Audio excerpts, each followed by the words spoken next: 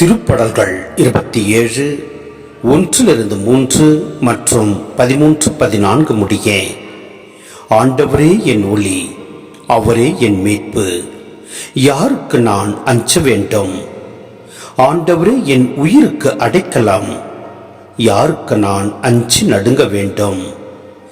தீயவர் என் உடலில் விழுங்க என்னை நெருங்குகையில் என் பகைவரும் எதிரிகளுமான அவர்களே இடறி விழுந்தார்கள்.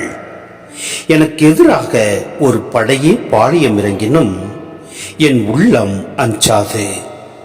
எனக்கு எதிராக போர் எழுந்தாலும் நான் நம்பிக்கையோடு இருப்பேன். வாழ்வோரின் நாட்டினிலே ஆண்டவரின் நலன்களை காண்பேன் என்று நான் இன்னும் நம்புகின்றேன். நெஞ்சே, ஆண்டவருக்காக காத்திரு, மன உறுதி கொள், உன் உள்ளம் வலிமை பெறட்டும்.